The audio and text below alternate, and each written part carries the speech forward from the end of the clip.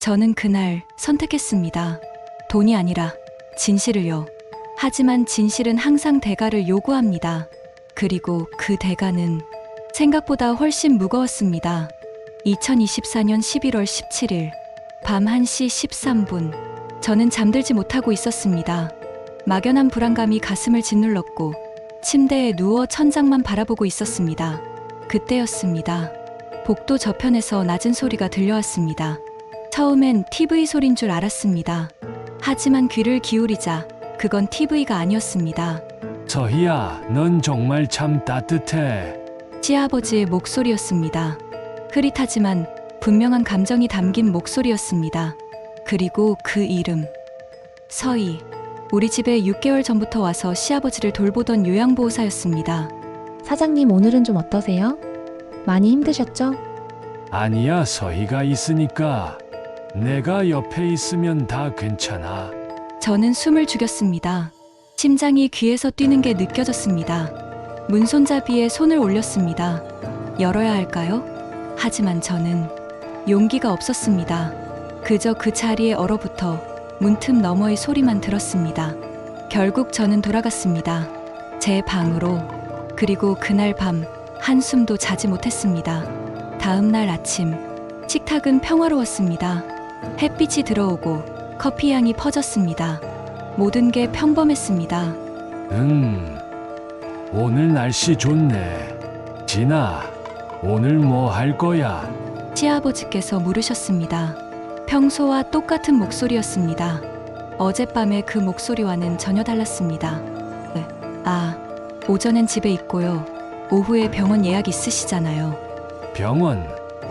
내가 왜 병원에 가? 혈관성 치매 초기. 6개월 전 진단받으신 후로 시아버지의 기억은 조금씩 흐려지고 있었습니다. 사장님, 정기검진이에요. 잊으셨어요? 제가 함께 가드릴게요. 서희가 부엌에서 나오며 밝게 말했습니다. 그녀의 미소는 완벽했습니다. 그래. 서희가 가면 괜찮지?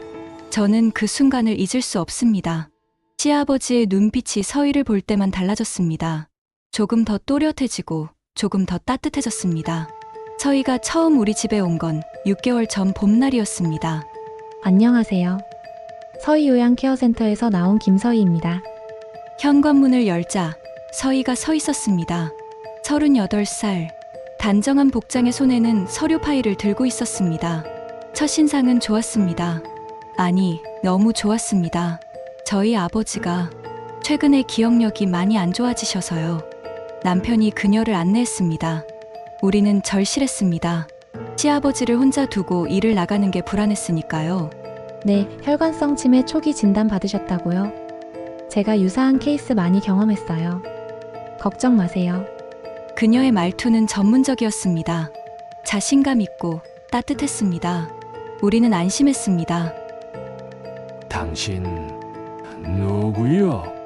시아버지는 경계심 가득한 눈으로 서희를 보셨습니다. 어르신, 저는 서희예요.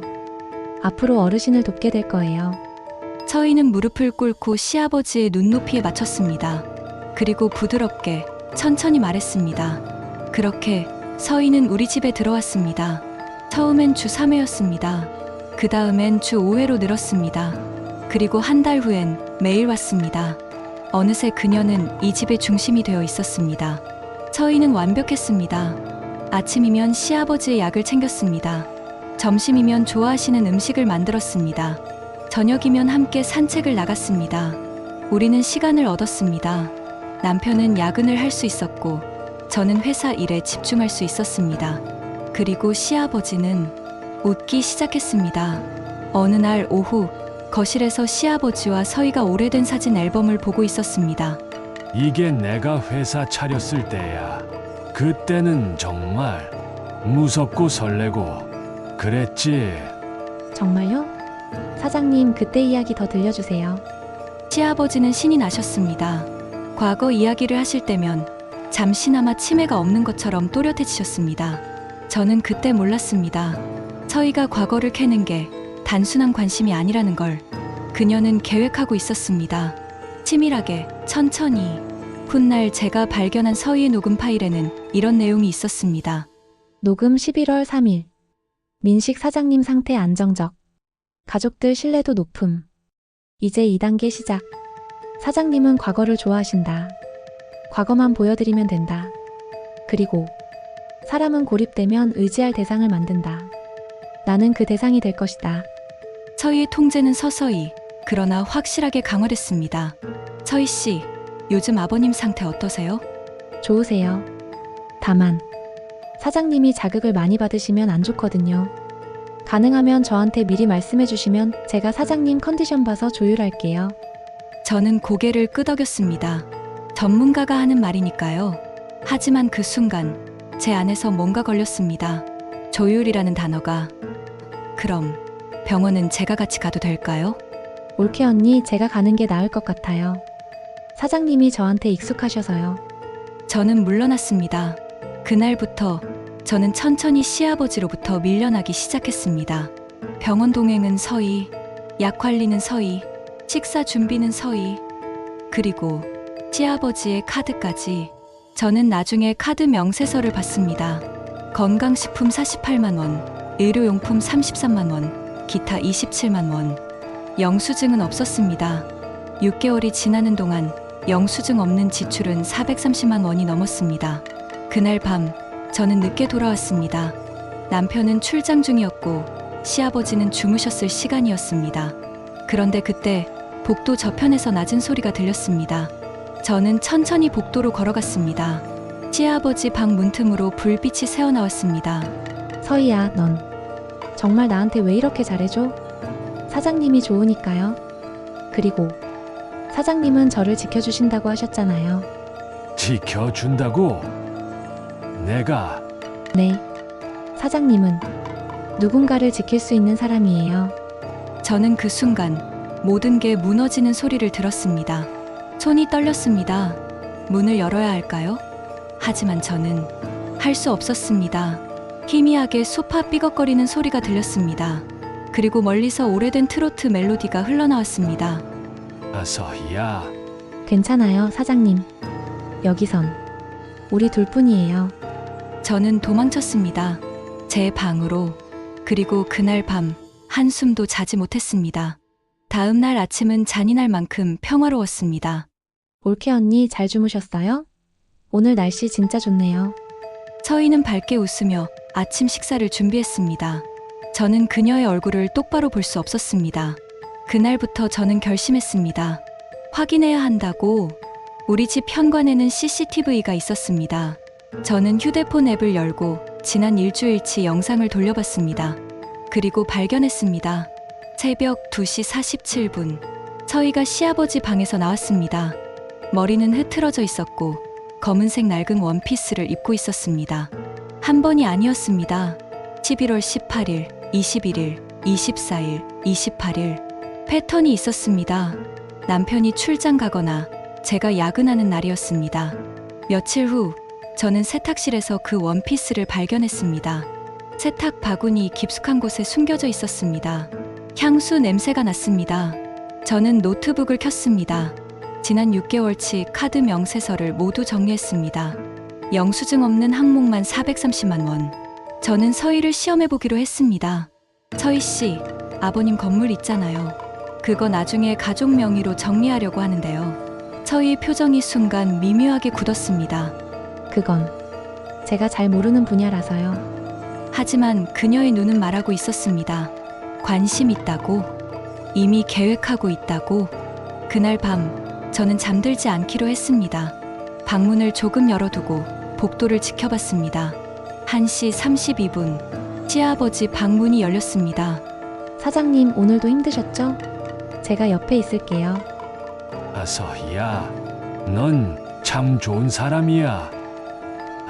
내가 뭐라도 해줘야 하는데. 사장님은 이미 많이 해주셨어요. 그 약속 기억하시죠? 이 약속 무슨? 건물이요. 사장님 건물. 제 이름으로 넣어주신다고 하셨잖아요. 저는 그 순간 모든 퍼즐이 맞춰지는 걸 느꼈습니다. 서희는 처음부터 계획했던 겁니다. 내가 그랬나? 네. 사장님이 그러셨어요. 서희야, 넌 나를 진짜로 아껴주는 사람이야. 내가 너를 지켜줄게. 서류 넘기는 소리가 들렸습니다. 펜을 꺼내는 소리도 들렸습니다. 저는 더 이상 참을 수 없었습니다. 지금 뭐 하는 거예요? 저는 문을 박차고 들어갔습니다. 다음 날, 저는 남편에게 전화했습니다. 여보, 집에 와야겠어. 빨리. 남편은 그날 밤 서울로 돌아왔습니다. 그리고 저는 모든 증거를 정리했습니다. 서희요양 케어센터. 저는 이 이름을 검색했습니다. 하지만 아무것도 나오지 않았습니다. 사업자 등록도 홈페이지도 없었습니다. 명함에 적힌 주소를 찾아갔습니다. 낡은 오피스텔 3층 307호. 저는 초인종을 눌렀습니다.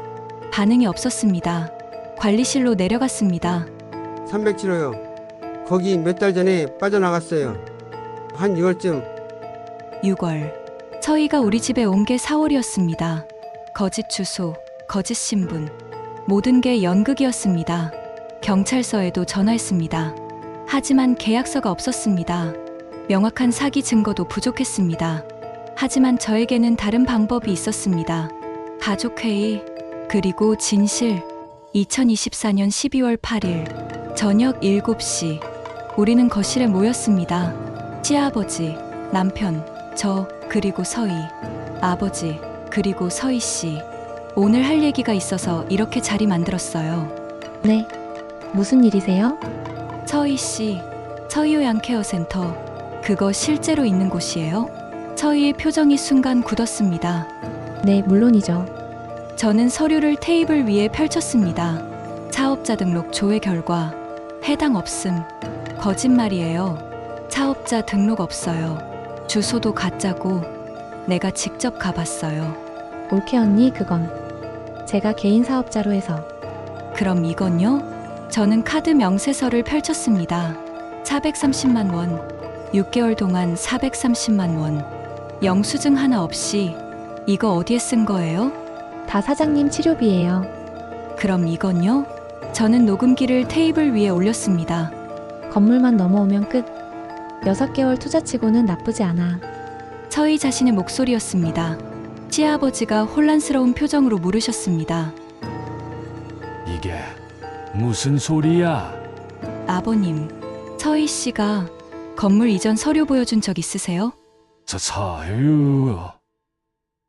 나 잘 모르겠어. 기억이 안 나. 서희가 자리에서 벌떡 일어났습니다. 잠깐만요. 이거 뭐예요? 저를 범죄자 만들려고? 저는 6개월 동안 성심성의껏 사장님 돌봤어요. 당신이 한 게 범죄 아니에요. 범죄? 증거 있어요? 사인 받았어요? 아무것도 없잖아요. 이 녹음은요? 당신 목소리 맞죠? 그건 제 개인적인 생각일 뿐이에요. 그럼 밤마다 아버지 방에 들어간 건요? 이 CCTV 영상은 뭐예요? 서희는 잠시 침묵했습니다. 들어갔어요. 사장님이 외로우셨으니까. 밤에 잠 못 주무시고 힘들어 하셨어요. 그래서 제가 옆에서 이야기 상대해드린 거예요. 외로움을 이용한 거죠. 거래? 웃기네요. 올케 언니는 뭐 했는데요? 사장님 몇 번이나 병원 갔는지 알아요? 몰랐죠? 바쁘다고 일 있다고 집에도 안 오면서. 서희의 말이 저를 찔렀습니다. 사실이었으니까요. 그래서 건물을 달라고 한 거예요? 사장님은 행복하셨어요. 나랑 있을 때. 서희가 시아버지를 돌아봤습니다. 사장님 그렇죠? 저랑 있을 때 행복하셨죠? 시아버지는 혼란스러운 눈으로 서희를 보셨습니다. 그리고 떨리는 목소리로 말씀하셨습니다. 행복. 나 행복했나? 침묵이 흘렀습니다. 나 뭘 한 거지? 서희한테 내가 뭐라고 한 거야? 시아버지의 눈에서 눈물이 흘렀습니다. 아버님, 괜찮아요. 아버님 잘못 아니에요. 아니야. 나 기억이 내가 나쁜 아버지지. 늙어서 집만 됐지. 아버님, 아니에요. 천만에요. 서희가 가방을 챙기기 시작했습니다. 그래요. 제가 나쁜 놈이에요. 만족하셨어요? 근데 말이죠. 어르신이 밤마다 제 이름 부르실 때마다 누가 그 밤을 견딜 건데요? 6개월 동안 제가 혼자 감당한 그 밤들을 이제 누가 해요? 그건 우리가 감당할 일이에요. 가족이니까요. 가족? 그 가족이 6개월 동안 뭐 했는데요? 인정해요. 우리가 부족했어요. 하지만 그게 당신이 이런 짓을 해도 된다는 이유는 안 돼요. 서희는 마지막으로 비웃었습니다. 돈? 원래 한 푼도 안 받았는데요. 계약서도 없고 월급 기록도 없어요. 전 자원봉사자였어요. 법적으로. 그리고 그녀는 문을 나갔습니다. 뒤돌아보지 않고. 며칠 후 저는 서희가 준비했던 건물 이전 서류를 발견했습니다. 거기엔 그녀의 이름이 적힐 공란이 있었습니다. 저는 펜을 들었습니다. 제 이름을 쓸까? 하지만 저는 펜을 내려놓았습니다. 제가 그 서류를 찢는 순간 저는 돈이 아니라 진실을 선택했습니다. 3개월이 지났습니다. 시아버지는 이제 전문 요양원에 계십니다. 합법적인 후견인 절차를 밟았고 전문가들이 스문의 시간 돌봐드립니다. 서희는 연락이 끊겼습니다. 경찰 조사도 증거 부족으로 종결됐습니다. 저는 이제 지역 치매 가족 모임에서 활동하고 있습니다. 제 경험을 나누고 다른 가족들을 돕고 있습니다. 저는 늦게 깨달았어요. 치매 환자는 어른이 아니라 아이가 된다는 걸, 그리고 우리가 그들을 지켜야 한다는 걸. 제가 너무 바쁘다는 핑계로 아버님을 외면했어요. 그 틈에 누군가가 들어왔죠. 얼마 전 저는 요양원에 시아버지를 뵈러 갔습니다. 봄날이었습니다. 창밖으로 벚꽃이 피고 있었습니다. 나 진아야. 넌 누구더라? 며느리예요, 아버님. 며느리, 좋은 사람이구나. 네, 제가 좋은 사람이 되려고 노력할게요. 저희는 손을 잡고 창밖을 바라봤습니다. 벚꽃이 바람에 흩날리고 있었습니다. 사랑은 때로 거래를 닮습니다. 대가를 바라고 계산하고 조건을 붙입니다. 하지만 진짜 사랑은 대가 없이 주는 겁니다. 저는 이제 압니다. 우리가 무너졌다는 것을, 그리고 다시 세우고 있다는 것을. 완벽하지 않지만 진실하게. 이 이야기가 누군가의 밤을 지켰다면, 누군가의 가족을 지켰다면 그것만으로도 충분합니다. 여러분, 가족의 외로움을 지켜봐 주세요. 그 외로움은 누군가에겐 기회가 되니까요. 우리 모두 오늘을 살아갑시다. 후회 없이, 진실하게, 그리고 사랑하는 이들 곁에서. 감사합니다.